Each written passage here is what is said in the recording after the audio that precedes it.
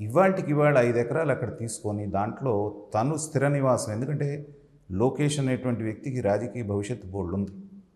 ఒక విశ్వనగరంలాగా ఉన్నటువంటి వాళ్ళకి హైదరాబాద్లో ఇల్లు ఉంది. ఉన్నప్పటికీ కూడా మొట్టమొదటి చర్యగా తను ఇక్కడ ల్యాండ్ తీసుకొని 2 నెలల్లో పనులు కూడా ప్రారంభిస్తారని చెప్తున్నప్పుడు ఏంటంటే నేను మీతో ఉన్నాను అని చెప్పి చంద్రబాబు నాయుడు గారు చెప్పకనే చెప్తున్నట్టు ఇంతకంటే ఏం కావాలి భరోసా అనేటువంటిది నా ప్రశ్న.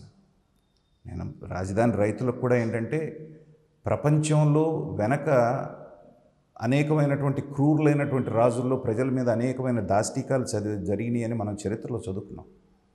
కానీ ఈ మధ్య కాలంలో మనం గత 5 సంవత్సరాల్లో అది కళ్ళారా చూసాం ఈ రాష్ట్రంలో.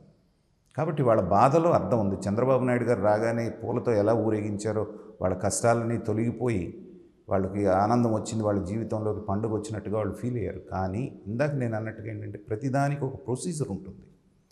ఎన్ని రకాలైనటువంటి హర్డల్స్ని ఎదుర్కొని ఆయన ఇవాళ ఈ స్థాయికి తీసుకొచ్చి రాజధాని పనులన్నిటికీ 41,000 కోట్లకి టెండర్లు పిలవబోతున్నటువంటి పరిస్థితి అది ఓవర్ నైట్లో అయ్యేది కాదు. ఇప్పుడు కూడా తెలుగుదేశం వాళ్ళు చెప్పడంలో ఎక్కడ వెనకబడుతున్నారంటే క్లియర్గా చెప్పాలి. 3 సంవత్సరాలు 3.5 సంవత్సరాల్లో కోర్ క్యాపిటల్ ఏదైతే ఉందో ప్రభుత్వ భవనాలు అవుతాయి, తర్వాత వాళ్ళకి ఇవ్వాల్సినటువంటి ప్లాట్లు డెవలప్ చేసి ఇస్తాము, ఇంతవరకే జరుగుతుందనేటువంటి మాట చెప్పాలి. పూర్తి స్థాయి గ్రాఫిక్లో చూపించిన రాజధాని అంతా 5 సంవత్సరాలు అయిపోతుందేమోనని భ్రమలో కొంతమంది ప్రజలు ఉండొచ్చు.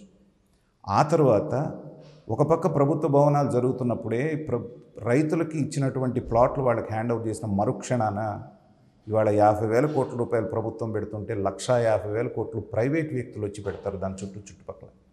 కాబట్టి ఈ 5 సంవత్సరాల్లో అమరావతి అనే దానికి ఒక రూపురేఖ రావటం, అది మంచి స్థాయికి వెళ్ళటం అనేటువంటిది జరుగుతుంది.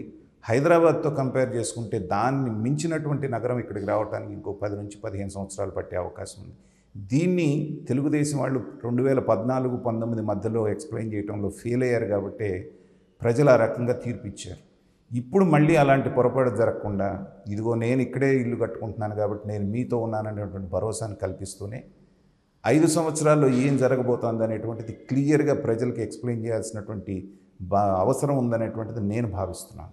లేకపోతే ఏంటంటే ఆ గ్రాఫిక్స్లో ఉన్నాయన్నీ వచ్చేస్తేమో నన్ను భ్రమపడితే మళ్ళీ డిసప్పాయింట్మెంట్ వచ్చే అవకాశం ఉంది. కాబట్టి అధికార ప్రతినిధులైనా చంద్రబాబు నాయుడు గారైనా మాట్లాడేటప్పుడు లేకపోతే అట్లీస్ట్ లోకేష్ గారైనా క్లియర్గా జరగబోయేటువంటిది ఏ సంవత్సరంలో ఏం జరుగుతుంది, ఎంతవరకు అవుతుంది అనేది ప్రజలకు ఎక్స్ప్లెయిన్ చేయాలి. తద్వారా రాజధాని రైతులకు కూడా ఒక భరోసా కల్పించినట్టు ఉంటుంది, వాళ్ళలో ఉన్నటువంటి అపోహల్ని తొలగించినట్టుగా అవుతుంది.